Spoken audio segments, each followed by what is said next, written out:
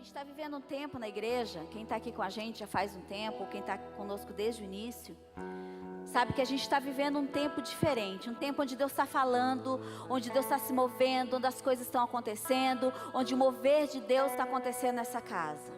A gente pode ver que a comunidade Aba, de um ano atrás, não é a mesma de hoje.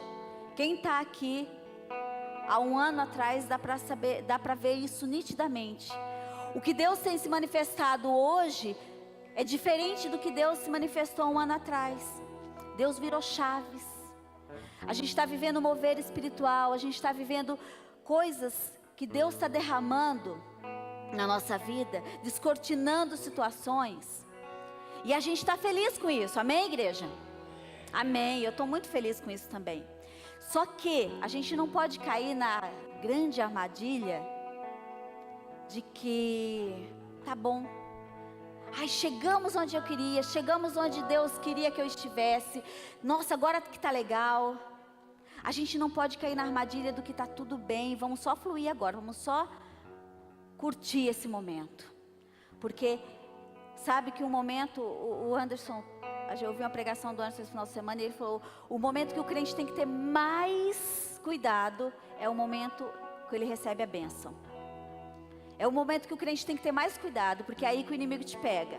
Porque quando você está na luta, você está atento, você está em oração, você está buscando a Deus, você fica atento espiritualmente. Mas quando você está fluindo, quando Deus descortina algumas coisas, é momento de você parar e refletir e falar, opa, onde que Deus quer me levar? Qual o propósito disso? E a gente sabe que nós temos uma promessa. Essa igreja tem uma promessa, você tem uma promessa. E toda vez que Deus nos dá uma promessa, a gente pensa assim, ai, Deus me deu uma promessa, glória a Deus, agora é só esperar acontecer, né? Só que o tempo da promessa e o tempo onde Deus realmente realiza aquilo, existe um processo. Existe um processo. E a gente vai começar a passar por esse processo. A promessa já foi derramada. Deus já nos derramou, Deus já falou pra gente qual é a nossa meta. Agora a gente tem um processo a seguir. E se a gente não ficar atento, não cumprir princípios, pense bem, queridos. Se a gente não cumprir princípio, a gente não vai chegar na promessa. Não vai chegar na promessa. E o que Deus ministrou muito no meu coração esses dias é que Deus não quer mais para essa casa ou para a igreja no Brasil meninos espirituais. Chega de meninice. Aí a gente fala em meninice, o que é a primeira coisa que vem na nossa mente? A gente pensa que é quando a pessoa está naquele mover espiritual, onde alguma coisa se move de alguma forma, o cara está sendo menino, não é assim que a gente fala? Mas não é esse tipo de menino que Deus está falando para a gente parar de ser. O menino que Deus está querendo falar de ser é aquele que faz birrinha, que faz manhinha, onde quando a palavra que é proferida para ele não é do jeito que ele esperava ser, ele fica de birrinha, fica de bico, não gosto mais, não quero mais isso. A igreja tem que parar, a igreja brasileira que eu falo, a igreja eu e você, nós temos que parar de ser consumidores do evangelho. Eu vou na igreja porque eu quero consumir algo que eles possam me dar.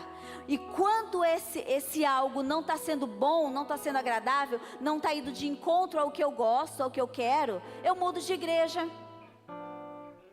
As pessoas deixaram de se mover por propósito e elas se movem por alimentar a própria alma. Quando, veja bem, acredito que foi domingo passado que o Vini falou, que Deus estava virando algumas chaves. Quando Deus vira a chave, gente, pensa bem. Quando a gente fala de menina espiritual, quando você está com uma criança pequena, quem tem filhos aqui já passou por isso, sabe? Quando a criança é pequena e você está ensinando ela a andar, você pega na mão dela e você vai, né, ajudando essa criança a dar os primeiros passos. Aí ela começa a andar sozinha, ela sai, ela cai, você vai lá e pega de novo. Uma criança com 1 ano e meio é totalmente plausível um pai e uma mãe fazer isso, amém? Agora imagina uma criança de 10 anos, que não tem problema cognitivo nenhum, Uma criança totalmente sadia, você segurando no bracinho dela para ela andar. Seria ridículo, não seria? Uma criança de 1 ano e meio, você dá na boquinha dela, afinal de contas está ensinando ela a se alimentar. Uma criança de 10 anos, seria ridículo você pegar o seu filho de 10 anos, você sentar na mesa, colocar um babadorzinho nele e colocar a comidinha na boca, não seria ridículo? Se é ridículo para nós que vivemos isso no dia a dia, nós como pessoas humanas, imagina espiritualmente. Só que a gente acha ridículo isso para mim no dia a dia como família, mas não é ridículo espiritualmente. Eu fico 10, 20 anos na igreja e não importa tempo, como o Alice falou, não importa tempo. É o que você vive na casa do Senhor. Deus está descortinando coisas, Deus está movendo a nuvem, Deus está elevando o nível das águas, Deus está movendo a coisa e você continua querendo a papinha na boca. Você continua com aquela vontade, não, eu quero que o meu pastor pegue na minha mãozinha e me leve. E Deus fala assim, é um tempo onde você tem que andar sozinho. Começar a andar. Porque o lugar que você tem para chegar é alto, é longe, é grande, é profundo. Não é só isso. Então essa mentalidade do cultinho de domingo, será que tá bom? Será que eu sou servo do Deus vivo e eu vou no cultinho de domingo, eu faço igual algumas igrejas falam, eu vou me alimentar, eu vou me abastecer para durante a semana. E eu vou no culto de domingo e tá tudo bem. Aquele cristianismo de oração que só ora aqui, lê a palavra que só lê aqui, ou aquele tipo de vida espiritual, que a pessoa fala assim, você ora? Oro. Eu oro lavando louça, eu oro dirigindo meu carro, eu oro trabalhando, mas ela não consegue tirar um tempo para o Deus dela. Isso é uma vida de menino espiritual, você não cresceu. Não é só nas birrinhas que você faz, porque tudo é consequência. Quando você não tem uma vida de intimidade, fatalmente você vai ser menino espiritual. E olha, eu vou te falar uma heresia agora, que pode parecer uma heresia, mas é pura verdade. Deus não está afim de pessoas que preguem bonito, que cantem, que façam malabarismo nos púlpitos, não. Sabe por que Ele não está afim disso? Ele pegou uma pessoa totalmente desqualificada como eu e colocou no púlpito de uma igreja para falar com vocês. Se Deus fez isso comigo, Ele pode fazer com qualquer um. Porque qualificação de mim eu nada tenho.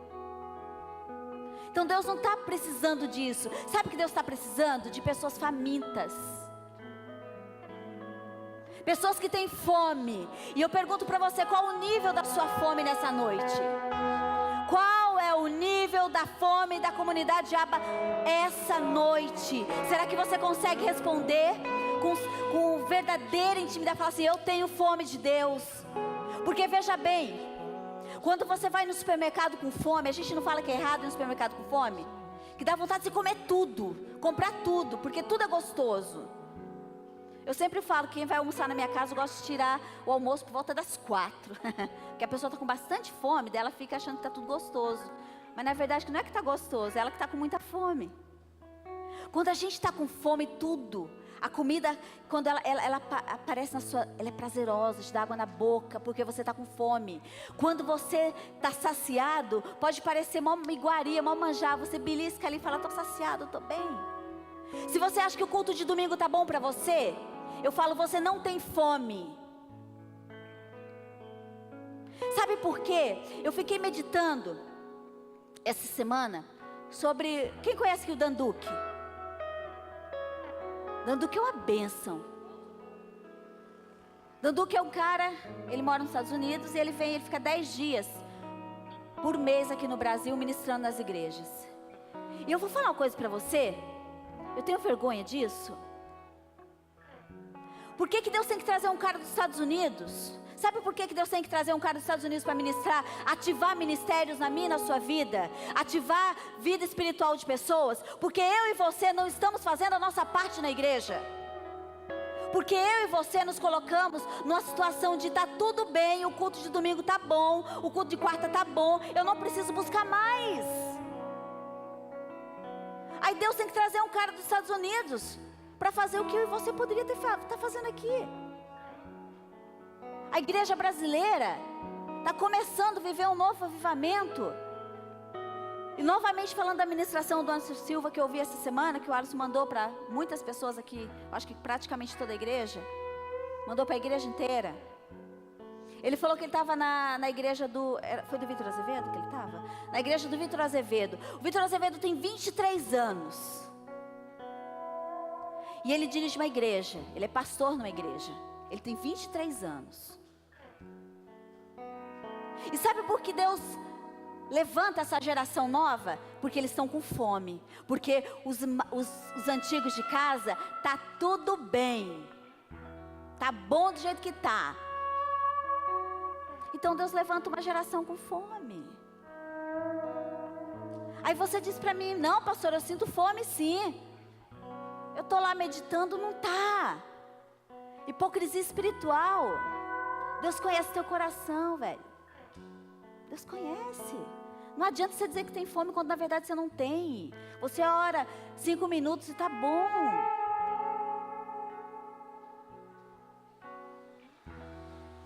Abra sua Bíblia no livro de Gênesis. Alimenta-me de mim. Eu quero ser a sua Aleluia. casa.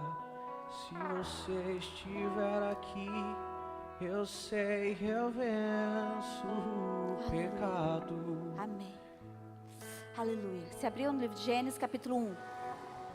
A mensagem que Deus está querendo falar para a igreja essa noite é: vamos voltar à nossa primeira essência. Gênesis capítulo 1, você vai lá agora no versículo 26.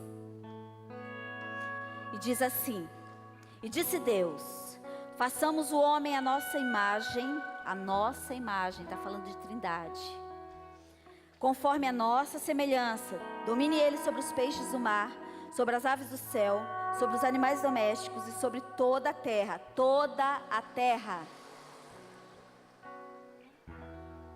e sobre todo réptil que se arrasta sobre a terra. Criou, pois, Deus o homem e a sua imagem, a imagem de Deus o criou, homem e mulher o criou. Aleluia. Eu fiquei é um versículo tão comum, né? Quem não conhece que Deus criou o homem à sua imagem e semelhança? Todo mundo conhece esse versículo. Mas quando eu fui meditar nele, eu fiquei impactada com o que Deus mostrou para mim. Muito. Esse versículo ele casou com o momento profético que a nossa igreja está vivendo. Quando Deus vira alguma chave é porque está nascendo algo. Está nascendo algo. E esses dias na roda profética, Deus mostrou para o Alisson e para o Wesley, se não me falha a memória, um choro de criança nascendo. E espiritualmente, isso quer dizer que há algo espiritual nascendo no seio dessa igreja. E esse versículo veio casar, porque a gente está vivendo esse momento profético de transição e a gente tem que ficar muito atento.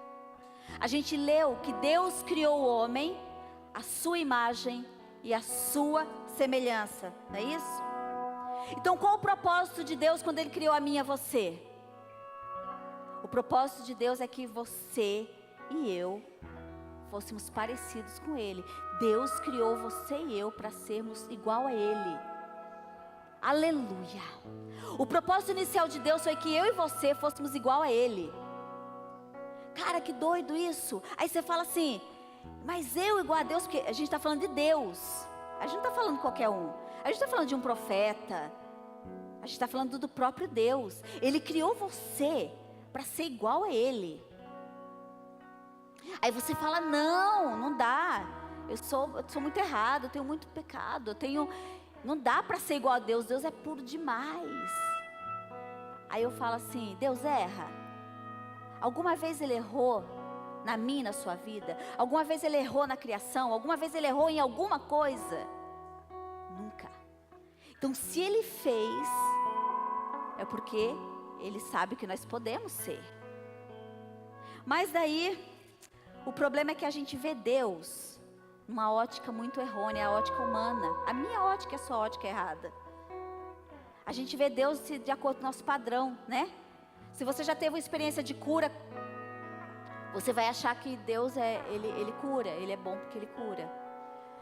Se você teve uma experiência de Deus salvar alguém na sua casa, alguém que você achava que não tinha jeito, e Deus foi lá e resgatou essa pessoa, você vai ter uma visão de que Deus, Ele salva. Mas a gente começa a ver Deus de acordo com o nosso padrão humano e de acordo com a nossa necessidade. Mas vamos para a essência, porque essa mensagem é para a gente voltar lá atrás, para a essência. Quando Deus, Ele supre as nossas necessidades, é claro que Ele supre as nossas necessidades, já supriu muitas minhas necessidades. Mas qual é o principal fator, o que Deus faz na sua essência lá no céu? No céu tem pecado, gente? No céu tem doença? No céu tem gente quebrada? Tem gente desempregada no céu para Deus arrumar um biquinho? Um anjo lá falando assim: ô Deus, tô aí sem nada, arruma um biquinho aí para mim. Ou então chegar lá um anjo e falar assim: Deus, tô com uma dor aqui, cura aí. O céu não tem isso. Então o que Deus fica fazendo no céu? Deus governa. Então vamos partir do princípio que Deus governa. Ele está lá no céu governando. E Ele nos fez a nossa imagem e semelhança. Então Ele nos fez para governar. Nós lemos que Ele pôs o ser humano para governar. E nós governamos? Por que não governamos? Por que a gente não consegue? O pecado veio e bagunçou tudo. Deus fez um negócio perfeito, o pecado veio e bagunçou tudo e a gente continua bagunçado. E às vezes a gente continua na igreja servindo a Deus totalmente bagunçadinho. Porque a gente não quer arrumar algumas coisas que precisam ser arrumadas. E eu vou falar de 3 coisas que a gente precisa, nessa noite, ficar atento. Que a gente precisa colocar em prática para a gente voltar à essência. Para a gente voltar à essência do que Deus fez por nós, do que Deus nos fez e para onde Deus nos fez e o propósito a qual Ele nos fez. Uma das primeiras coisas que a gente tem que começar a rever na nossa vida cristã é ter plena intimidade com Deus. Eu sempre bato nessa tecla. Eu sempre bato nessa tecla. Plena intimidade com Deus. Plena intimidade com Deus, não é qualquer um, de novo eu falo, é plena intimidade. Quando você tem, a gente diz que, não, eu sou uma pessoa que eu não faço acepção de pessoas, qualquer um é qualquer um. Mas quando você tem um amigo que é mais importante, um cara que tem mais dinheiro, que tem mais influência socialmente falando, a gente gosta de ser amigo de pessoas assim, não gosta? E se você fala que você não gosta, está mentindo. Porque nós somos seres humanos, a gente gosta disso. Às vezes você vê a gente falando assim: eu sou amigo do fulano, porque o fulano de repente tem uma certa influência. Eu sou amigo do fulano, às vezes só conheço ele de Facebook. Às vezes viu a pessoa uma vez na vida, meu amigo, porque o cara é influente, né? Ou já falou com a pessoa uma vez na vida, se tornou o melhor amigo. Nossa, ó, parceiraço.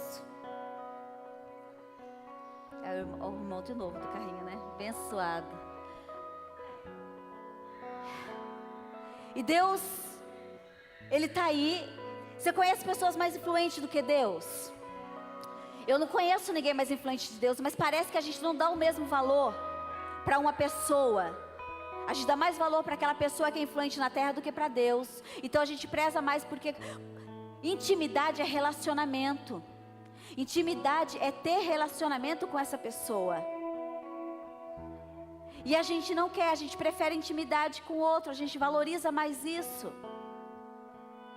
E a gente não valoriza a intimidade com aquele que nos criou, que pode fazer de você uma pessoa influente. Ou na sociedade, ou no reino, não importa. mas que você seja algo relevante. O nosso modelo de intimidade, sabe qual que é? A Trindade. Pai, Filho e Espírito Santo. Eles são um. E eles têm um relacionamento perfeito em si mesmo. E esse é o nosso modelo, mas a gente é assim com Deus? Nós não somos assim com Deus. Nós não tratamos Deus dessa forma, com a intimidade que Ele merece, que Ele precisa de nós. E muitas vezes a gente precisa que Deus faça algo para nós, mas a gente não faz nada para Ele. Mas a gente vive numa situação de cobrar. Ele tem uma dívida eterna com o ser humano. Parece que não valeu nada dele dar o filho dele para morrer por você. Nada tá bom, a gente sempre precisa de mais. Eu só vou na igreja se eu tiver mais. Se Deus não fizer, eu paro de ler a Bíblia. Esses dias eu vi um cara falando na televisão que se Deus não fizer, eu rasgo minha Bíblia. Meu pai, então Deus está sempre no débito com a gente. E o relacionamento que Ele precisa ter, nós não damos. A segunda coisa que Deus espera de nós para que nós voltemos para o Gênesis, para o propósito inicial. Deus criou a mim e a você. Ele nos gerou. Então Ele espera que eu e você sejamos pessoas que gerem. Nós precisamos gerar. Nós precisamos gerar situações. Nós precisamos gerar coisas. E a pergunta que eu tenho é: o que você tem gerado? O que você tem gerado lá na sua casa?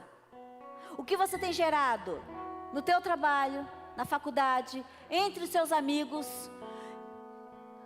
Digo mais, o que você tem gerado aqui na igreja? Você tem sido uma pessoa que gera ou um consumidor? Eu tenho gerado algo para Deus? Eu tenho dado algo? O que eu estou gerando aqui para o meu Deus? Porque Ele me fez para gerar. Deus fez tanta coisa por nós. Se a gente pegar, Ele fez tudo.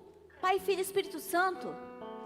Tudo por você. Ele chorou, Ele morreu, Ele curou você, Ele te salvou, tirou você de onde você estava, de uma vida de total perdição, te colocou numa situação de remissão. O que Ele não fez? E o que nós estamos gerando para Ele? O que nós estamos vivendo? Nós somos criados para gerar. E eu digo mais, a gente só vai conseguir gerar aquilo que Deus tem para você quando você conseguir reproduzir aqui na terra o que a Trindade faz no céu. Quando nós como igreja conseguimos reproduzir aqui na terra o que a Trindade faz no céu. E mais para frente da pregação você vai entender por que eu estou te dizendo isso. Quando nós conseguimos reproduzir, é aí que nós vamos começar a gerar. Porque daí nós entramos num contexto de família. Veja bem, Deus criou tudo perfeito. Deus criou você para governar. Amém? Deus criou você para governar.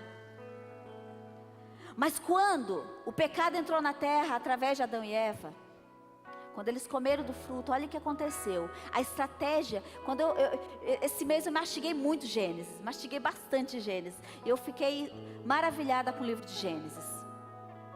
Veja bem, quando Deus tinha uma ligação completa com o homem. Ele vinha todo dia falar com o homem. Todo dia Deus descia e falava diretamente com o homem. O homem tinha uma ligação direta com o Eterno. Quando houve o pecado, quando o pecado de Adão e Eva aconteceu, sabe o que aconteceu? Cortou a ligação que Deus tinha com o homem. A primeira coisa que aconteceu foi o corte dessa ligação direta. Cortou. Mas aí o diabo não estava satisfeito com isso. Porque Deus nos fez. Nós somos família, não somos? Aí teve outro pecado, ainda no livro de Gênesis. Quando Caim matou Abel. Você conhece muito bem a história. Quando Caim matou Abel, a próxima ligação que o inimigo conseguiu destruir foi a ligação que o homem tinha com o próprio homem. Entende isso? Cara, que loucura. Quando Adão pecou, ele cortou a ligação com Deus, e depois ele conseguiu fazer com que o homem cortasse a ligação com o próprio homem. Por isso que daí começou, aí o pecado veio com tudo. Aí por isso que tem tanta rivalidade, um querendo puxar tapete do outro, porque o homem cortou a ligação que ele tinha com o próprio homem. Agora o homem não governa mais junto com o homem. Agora o homem quer dominar o homem. E Deus não mandou isso. Nós lemos lá, Deus mandou nós dominarmos sobre animais, sobre a terra, não sobre o homem. Aí veio ganância, inveja, maledicência, veio todo o resto. Mas Deus é perfeito, Ele tem um plano para mim e para você. Quando Jesus veio, Ele abriu mão de sua glória, Ele veio para a terra, e Ele foi morto. Quando Ele estava na cruz, quando Ele disse está consumado, a primeira coisa que Ele ligou de novo foi a ligação do homem com Deus. Quando Jesus morreu, a primeira ligação que Ele fez do homem com Deus. Você entende isso? Deus religou, Jesus religou na cruz a ligação que você tem com Deus. Então é como se você tivesse, em línguas modernas, você tem um aparelho celular com o melhor Wi-Fi do universo, e você pode falar com Deus a qualquer hora. E por que você não fala? Porque te falta vontade, porque te falta fome. A gente canta que a gente tem fome de Deus. Cantamos aqui essa noite. A gente tem fome, né? Tem mesmo. Você tem o melhor, o link foi restaurado. Jesus veio e restaurou esse link. A gente tem tudo na mão, só que me falta a minha, você. Vontade, sabe do quê? Falta-nos vontade de abandonar o Netflix e ir para oração. Falta-nos vontade, porque quando a gente vai buscar Deus, pensa que é fácil? Não é fácil não. Não é fácil. É mais gostoso você estar na frente de um filme, assistindo um filminho gostoso. É mais fácil você estar numa conversa com um amigo. É muito mais fácil você estar dormindo. É fácil. Buscar a Deus requer sacrifício. Mas eu não tenho essa vontade. Eu tenho o aparelho, eu tenho as condições, eu tenho tudo, mas eu não faço. Eu fico com o meu pecadinho de estimação guardado ali, e a coisa não evolui, a minha vida não evolui, tudo fica parado. Veja bem, aí tem a segunda coisa que Jesus ligou quando Ele estava na cruz. Abra sua Bíblia no livro de João. João 19.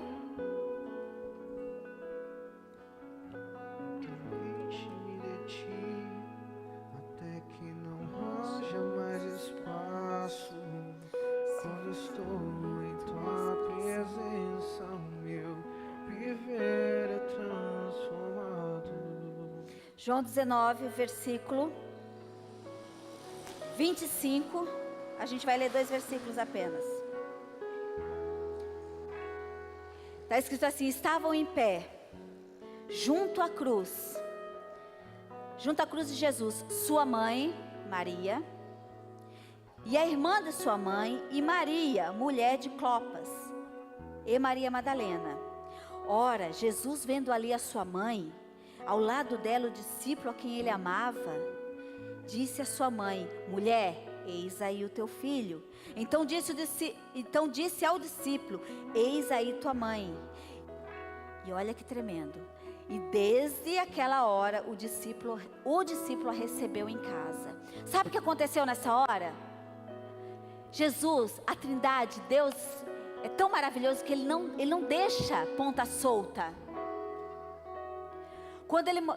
Um pouco depois, quando Ele entregou a sua alma, quando Ele morreu, Ele ligou o homem a Deus.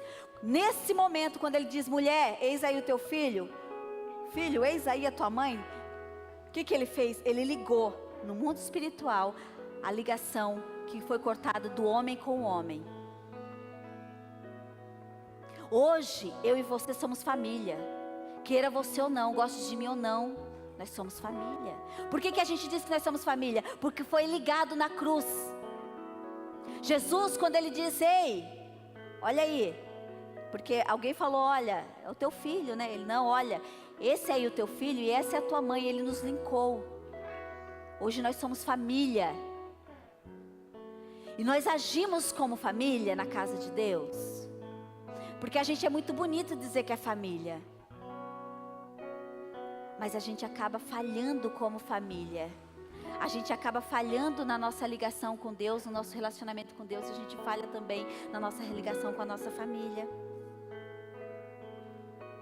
Agora, goste você ou não, a gente faz parte, a gente tem o mesmo sangue, pertencemos ao mesmo DNA. Eu, você e muitas igrejas por aí no mundo, nós somos a noiva do Cordeiro. Ele vem nos buscar.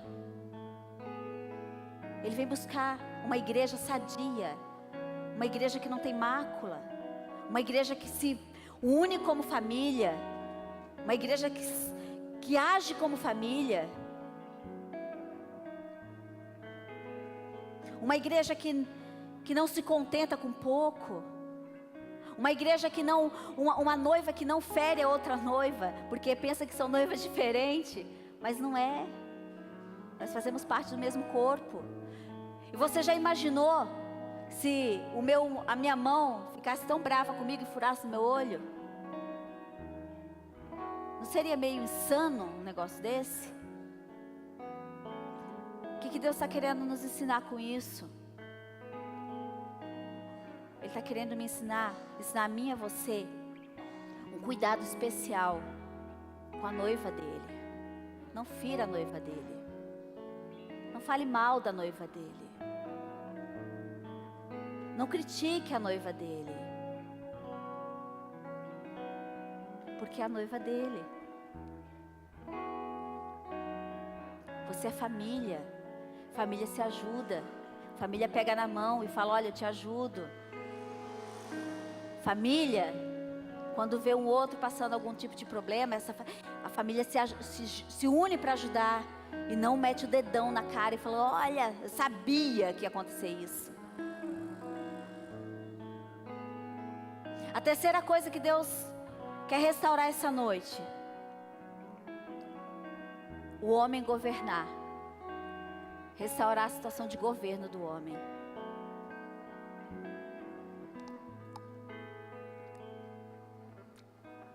Como eu falei antes, o nosso modelo principal de governo, qual que é? O nosso principal modelo de viver em unidade não é a Trindade? A Trindade se move de uma forma tão tremenda. É o nosso modelo. Então veja bem, como nós somos criados para governar. Olha que tremendo que nós somos reis nessa terra. Agora, o quanto de rei você tem é o quanto a sua mente é de rei. O quanto de rei você é o quanto sua mente é de rei. Um rei, ele não fica na primeira luta, desanima e joga a toalha e fala: tô indo embora, não quero mais. Um rei age dessa forma? Você já viu na história algum rei, na primeira luta, ou em algumas pequenas lutas, não aguento mais, jogar a toalha e ir embora? Um rei, ele cria estratégias para vencer as lutas que ele está vivendo. Quando ele não tem estratégia de si mesmo, ele chama anciões, não é? Ele chama pessoas para o ajudar. Então, a nossa mente, ela tem que ter voltada para uma mente de reino, onde nós comandamos ela. Se você não comanda a sua própria mente, se a sua mente não é de rei, você não vai reinar nessa terra. E eu te digo mais: sabia que o inimigo só consegue dominar as áreas na sua vida que você permite que ele domine? Aí você fala: minha vida, meu casamento está arruinado. Você pode averiguar, em algum momento você deixou essa área de lado e você deu legalidade para o inimigo fazer isso. Porque ele só governa as áreas que você permite que ele governe. Porque o governo foi dado a você. Deus não faz as coisas errado. Ele deu o governo a você, só que a gente delega isso para o inimigo. Quantas vezes a gente empresta a nossa vida para o inimigo, a nossa boca para o inimigo, os nossos ouvidos para o inimigo? Aí minha vida financeira está um caos. Minha vida espiritual está um caos. Quem que está dominando nisso? Você está deixando o inimigo dominar. Porque quando você pegar as rédeas da sua vida e você entregar na mão daquele que te criou, ele vai colocar tudo no lugar. Porque ele fez comigo e eu não sou melhor que você. O problema é a atitude. É a nossa fome, é a nossa vontade, é a nossa vontade de não sair da nossa zona de conforto. Porque às vezes tomar alguma atitude demanda algum trabalho, demanda mudar posições, demanda mudar situações, demanda mudar de atitude, pensar diferente, ler mais, buscar mais. Mas isso me custa alguma coisa, e como me custa alguma coisa, eu não faço. É muito mais fácil eu reclamar, eu colocar a culpa no outro, eu colocar a culpa no pastor, eu colocar a culpa no líder, no meu irmão, no meu esposo, na minha esposa, no meu filho, na minha mãe, no meu pai, nos meus antepassados. A gente sabe que heranças espirituais, elas são reais, e ela vem na vida das pessoas e ela faz um tremendo escarcéu na vida do homem. Mas não é porque isso existe que eu não posso fazer nada, que eu vou ter que ficar me lamentando o resto da vida e falar, ai, meu pai cometeu esse tipo de pecado e hoje eu vivo nisso. Cara, eu fico irritadíssima. Eu vou abrir o coração. Eu fico irritadíssima quando a pessoa fala assim, ai, a pessoa que vive naquele ciclo de pecado, sabe? Ela peca, pede perdão e peca de novo e pede perdão, e depois ela peca de novo e ela pede perdão de novo, e depois ela fala, eu não consigo sair dessa. Como não? Até onde eu sei, Jesus morreu por você e hoje você é nova criatura. Até onde eu sei, tudo que tinha para fazer Ele já fez por você. Ele já ligou sua relação com Deus, Ele já ligou sua relação com o homem. Como você não consegue sair desse pecado? Sabe por quê? Porque você gosta do pecado. Porque o pecado é gostoso. Dizer que o pecado é ruim é mentira. O pecado é bom na hora. Ele causa um prazer momentâneo, mas ele causa um prazer. Agora as consequências dele, o vazio que fica em você depois, daí o negócio é diferente. A consequência do pecado é terrível, mas o pecado em si é bom. E eu gosto disso. Então é mais fácil falar que eu não consigo do que eu lutar contra isso. Do que eu lutar e dizer não. É mais fácil eu ceder e me arrepender depois. Mas não é aquele arrependimento que faz a mudança de mente. Sabe? É o arrependimento de remorso. Poxa vida, de novo eu fiz isso. Ei, a sua mente tem que ser de rei. Se você não tiver uma mente de rei, se você não tiver uma mente de governo e saber que quem domina a sua vida é o Senhor, vai ser difícil de você sair disso de verdade. Vai continuar o resto da vida colocando a culpa nos outros. Não tem mudança.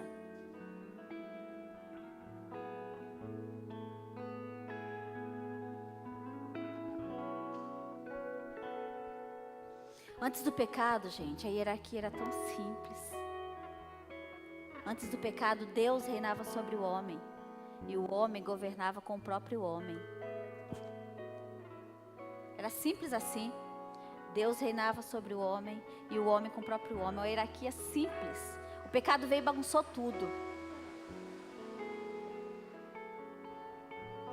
Agora Deus fez você para isso, então Ele espera que você faça isso. A expectativa de Deus é que você haja com o propósito pelo qual Ele te criou. Essa é a expectativa de Deus. E daí você não pode? Pode. Porque está tudo certo, já está tudo ligado. Deus já restaurou tudo, Ele já remiu o seu pecado. Em Isaías está dizendo que o castigo que nos traz a paz estava sobre Ele. Todo o castigo que você tinha que levar, Ele já levou por você. Agora dizer que eu não consigo, consegue. Basta você aumentar a sua fome dEle. A sua fome dEle que está pequena demais. A sua fome para fazer o que é certo está pequena. Aí eu culpo os outros. Mas é a fome que está pequena. É horrível quando a gente não tem fome. Quando a gente fala de comer, que comer é gostoso, né? Mas quando você está com algum problema de saúde, te dá uma sensação ruim, né? Porque às vezes você vê a comida, você quer comer, você está doente, você não consegue. Uma geração que não tem fome é uma geração doente. Nós somos os raquíticos espirituais, mas a gente consegue andar um pouquinho, então tá bom. E Deus quer restaurar nessa noite. Deus quer restaurar o que Ele fez para você, o que Ele te formou e para que Ele te formou. Ele veio essa noite para transformar você e para restaurar isso na sua vida, em nome de Jesus.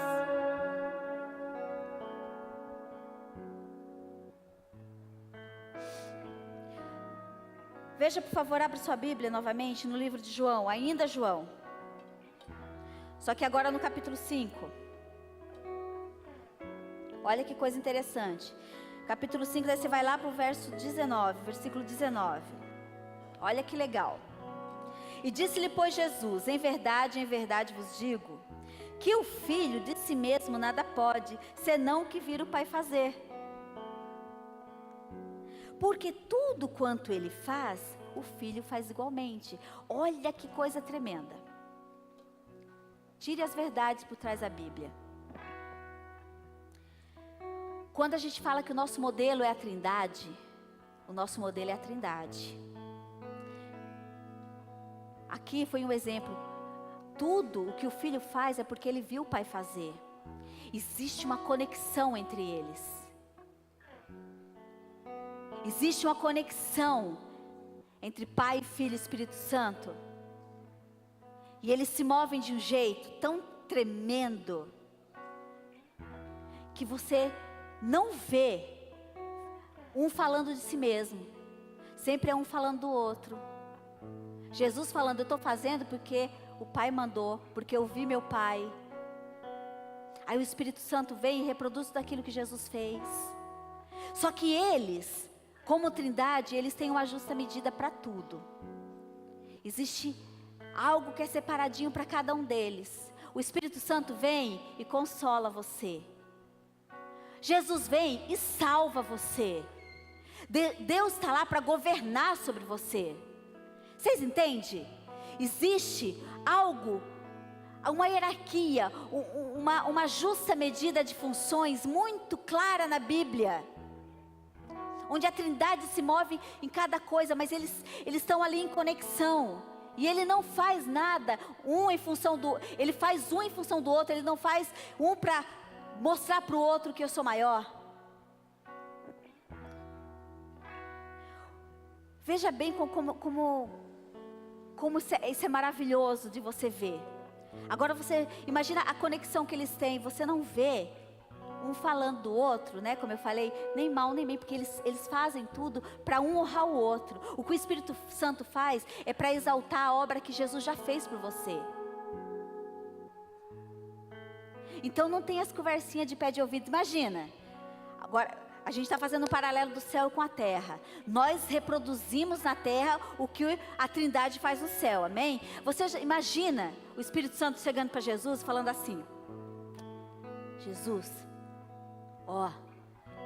sei não, a gente está aqui com Deus, né? Ele é Pai, Ele é poderoso, mas você não acha que Ele pegou pesado com esse negócio de mandar você para a terra para você morrer?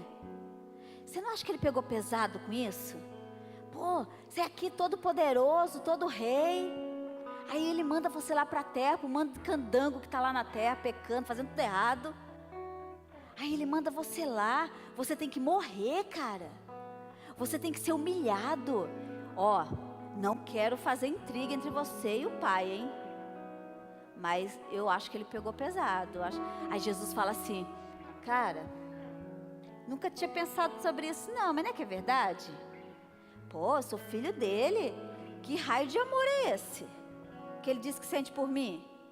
Mandando eu ir lá. Na sua cabeça, na sua mentalidade, você consegue visualizar essa conversa? Você consegue visualizar essa cena? Essa conversa do Espírito Santo com Jesus? Você acha viável isso?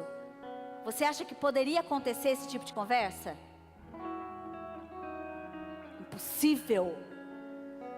Mas a gente faz aqui na terra e acha tudo bonitinho. Eu não estou pecando, eu só estou comentando.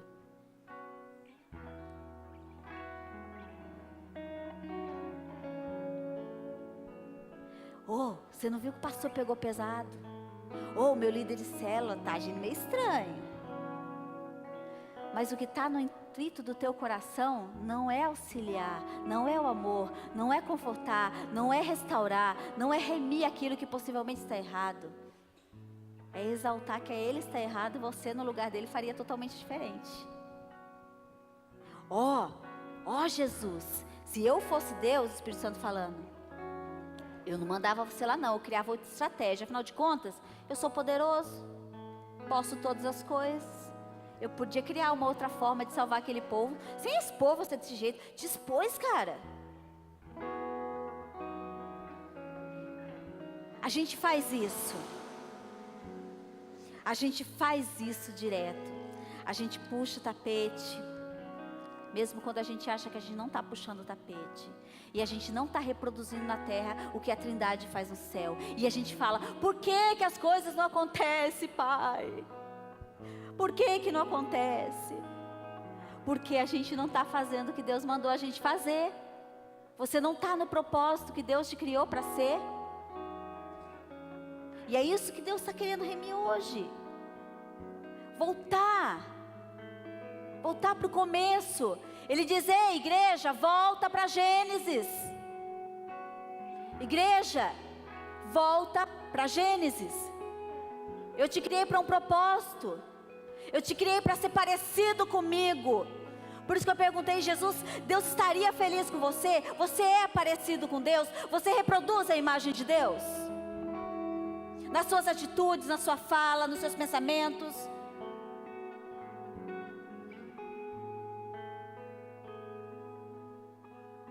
Jesus quando veio, ele veio como unigênito e ele voltou como primogênito. Não precisava de nada disso, ele fez isso por amor a você. Mas ele não fez só por amor a você, ele fez por amor do Pai, que o Pai pediu.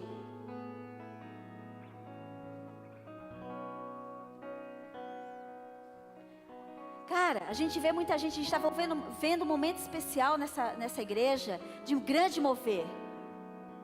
E às vezes a gente pede unção para Deus, a gente pede unção. Eu tenho falado em alguns discipulados que eu tenho feito, eu falo, gente, a gente não tem que buscar unção. Veja bem, não estou dizendo que a gente não tem que buscar, deixa eu explicar melhor o negócio. Eu estou dizendo que às vezes você se preocupa tanto com a unção, tanto com a glória, tanto com o e esquece o caráter. Sabe por que Jesus quando veio para a terra, ele foi a imagem de Deus na terra? Porque ele reproduziu o caráter de Deus. Busque caráter. Ei, antes de você buscar unção e glória, busque caráter. Porque quando você tiver caráter, a unção vem. Quando você não tiver um caráter estruturado, a unção vai vir automaticamente. Vai ser só reprodução daquilo que você já é. Precisamos ter caráter, gente. E não é um caráter maquiado só para algumas coisas, não. É caráter na integralidade de Deus. Ter o caráter de Deus.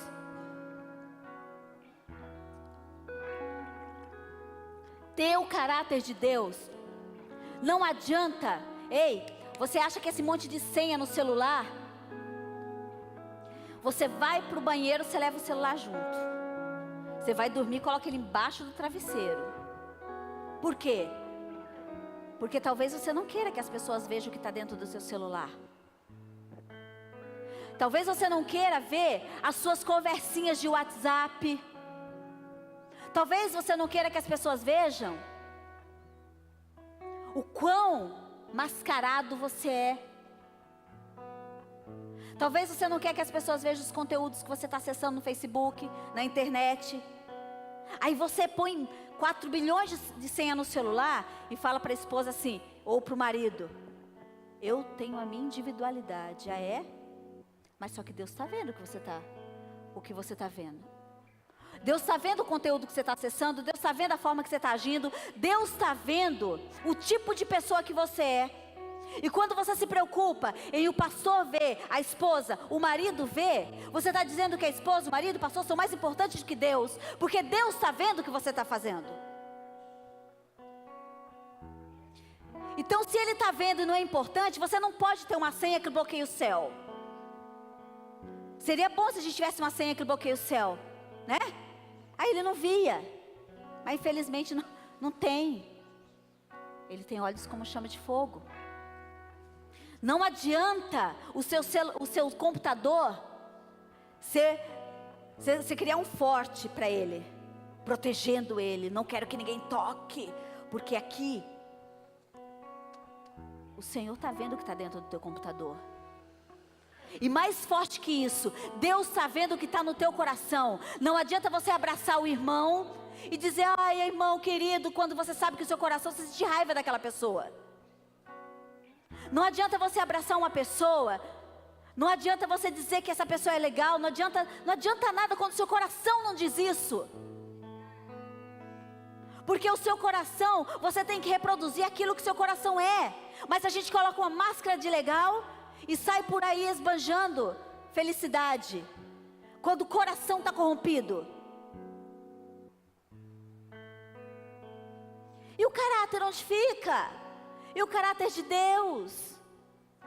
Deixa eu te falar uma coisa, a unção daqui de final de culto, sabe quando ela é válida? Quando você reproduz ela segunda-feira, quando você reproduz ela durante a semana, quando o problema vem, quando a conta vem, quando a doença vem. Não adianta você cair aqui, se você acaba caindo lá fora também. Deus quer restaurar altares, sabe? Deus quer restaurar o teu altar. Deus quer restaurar aquilo que está abalado, que está corrompido. Voltar para o propósito, voltar para Gênesis, voltar para ser a imagem e semelhança de Deus. Dizemos que somos a imagem e semelhança de Deus. Sabe o que a gente pensa? Que a imagem e semelhança de Deus é isso aqui, ó. Não é. O caráter de Deus é isso que Ele está cobrando de uma igreja. O seu caráter tem que ser melhor do que todo mundo no teu serviço. As pessoas têm que confiar em você de olho fechado, sabia disso? Sabia que um contrato ele é feito para o crente apenas como mera formalidade? Porque o crente ele tem que ter palavra, custe o que custar. Falou, tá dito. Acabou, morreu aí. As pessoas têm que olhar para você e falar assim, ela é diferente, ele é diferente. As pessoas não têm que olhar para você e falar assim, será? Porque às vezes a gente faz coisas, só que a nossa motivação é outra. E eu digo, o mundo está percebendo. O mundo está percebendo o tipo de pessoas que nós somos.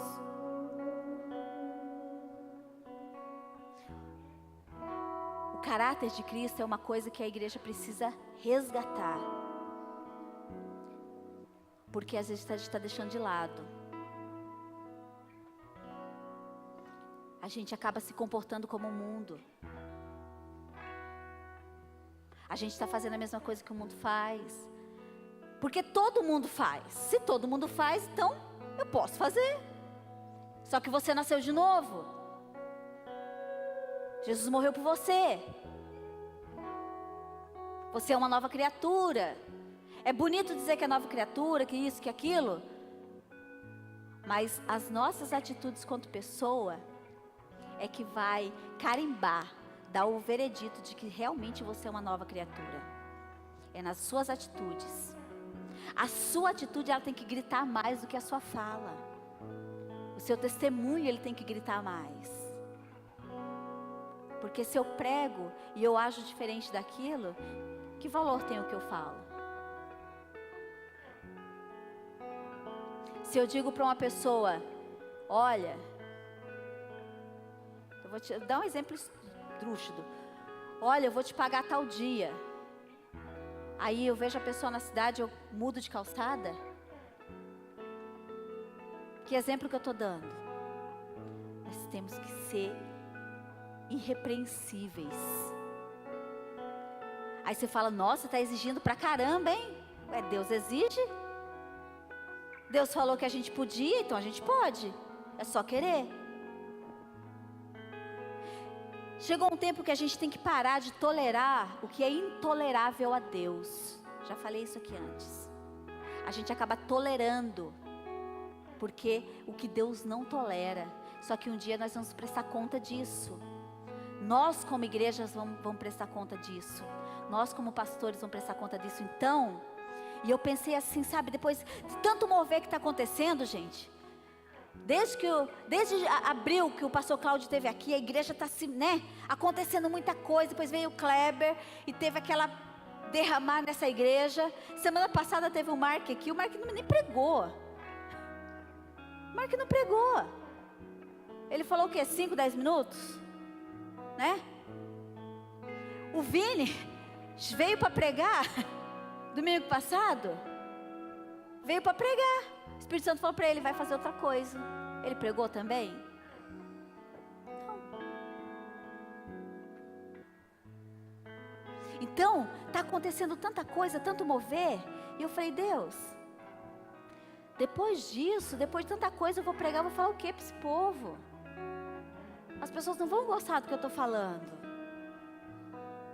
Elas vão ficar tristes, porque vem o negócio, o pastor vem aqui, chupa. Aí chega Elisandro e vai falar que a galera não tem caráter. Ninguém vai gostar, Deus. Porque querendo ou não, a gente quer agradar também, né, gente? Faz parte, né? Aí Deus falou assim, é isso aí. Sabe por quê?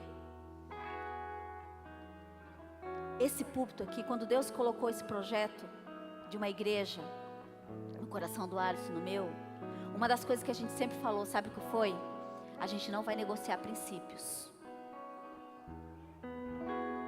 Eu não posso pregar aqui para agradar você, porque se eu fizer isso, eu estou me corrompendo, e daí eu vou pagar preço depois.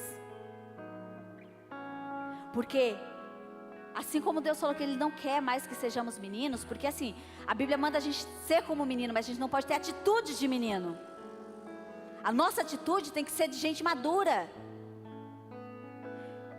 Então é muito mais fácil eu vir aqui pregar muita coisa de bênção para você. Mas se não foi isso que Deus mandou, eu vou estar negociando o princípio para agradar você. E daí eu saio do meu propósito.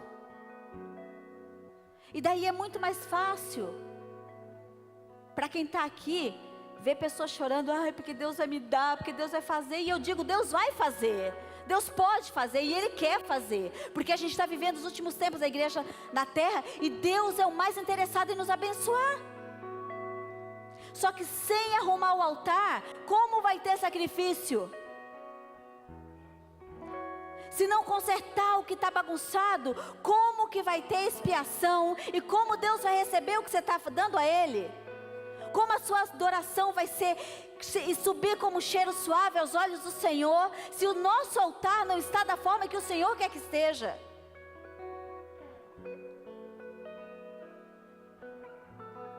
A gente precisa consertar algumas coisas, gente. Eu cumpro um princípio e daí eu acho que está tudo bem. Só que a Bíblia ela é recheada de coisas, sabe?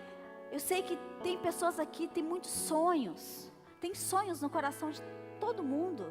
Quem não tem sonho? Eu tenho sonhos. Eu tenho muitos sonhos. Muitos desejos que estão nos pés do Senhor já faz um tempo. E Deus pode fazer isso por mim e por você. E eu digo mais. Ele pode fazer muito mais do que você espera. Efésios. Ele pode fazer muito mais abundantemente daquilo quanto pedimos ou pensamos, o que a sua mente nem chegou a cogitar. É isso que Deus pode fazer para você. E eu declaro isso na sua vida em nome de Jesus. Só que eu falo assim, olha, sabe quando Ele vai fazer isso? Sabe quando a coisa vai vir tão fácil para sua mão? Aquilo que está tão difícil vai vir para sua mão assim, ó, no estralar de dedos. Quando você tiver no seu coração em mente, agradar a Ele, ter intimidade com Ele, voltar ao propósito, voltar ao princípio, ter um relacionamento com Ele, uma intimidade com Ele, onde nada mais importe, onde esse desejo do seu coração seja secundário, enquanto esse desejo for a primeira coisa do seu coração, Deus não vai agir, porque esse desejo está tomando o lugar que é dele, e a Bíblia diz que ninguém pode tirar a honra que é dele, a glória que é dele, ninguém tira. Enquanto esse desejo, essa vontade, esse sonho estiver ocupando o lugar de Deus no seu coração, ele não vai poder fazer nada. Ele pode e vai fazer muito mais do que você pensa, quando e somente quando você se conscientizar, voltar para o seu lugar de origem e falar: Senhor, o meu maior desejo, o meu maior sonho é te agradar. O meu maior sonho é fazer o que o Senhor quer, é entrar no teu propósito, é fazer o que o Senhor quer, é te conhecer. A minha oração só vai ser 100% aceita quando no meu momento de oração, não é eu falando com Deus, é eu conseguir ter ouvido para ouvir o que Deus tem para falar comigo. Quando aqui os meus ouvidos conseguirem ouvir a voz do meu Deus. Enquanto for só um blá blá blá, onde eu ajoelhar e falar, e depois que eu descarreguei o meu vocabulário, eu saio fora. Como Ele vai agir? Cadê o propósito? Cadê a intimidade? Ele te fez para ser um homem à imagem e semelhança dele. E se você é um homem à imagem e semelhança do seu Deus, o que Ele quer de você é algo mais denso. Porque você pode dar algo mais denso para Ele.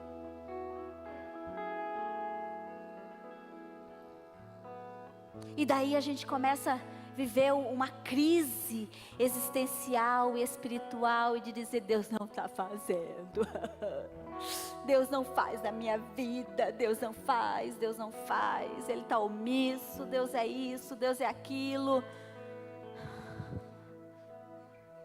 E Ele fala para você essa noite: eu só estou esperando você. Ele só está esperando você. Você entende isso? Você consegue entender que Deus só está esperando você dar o primeiro passo? Porque Ele é um Deus de reação, Ele reage a você. Entenda o seu lugar. Entenda o seu lugar nessa terra. Por que você veio nessa terra, gente? Por que eu estou aqui? Eu estou aqui por algo maior. Não é para ter uma carteirinha de crente, não. Isso todo mundo tem. Nós somos filhos, nós somos cidadãos de reino. E se nós somos cidadãos de reino, o que eu quero mais? Eu quero mais buscar esse Deus que me ama. Você quer uma reação de Deus, como eu já falei. Você quer uma resposta de Deus para os seus sonhos, para as suas perguntas. Você quer uma resposta de Deus para a sua oração? Pare essa noite e analise o seu coração. Veja qual tipo de Deus você quer para você. Um Deus que te supre? Ou um Deus que olha para você e diz: olha meu filho amado, em quem eu tenho tanto prazer. Olha meu filho amado, em quem eu tenho tanto prazer.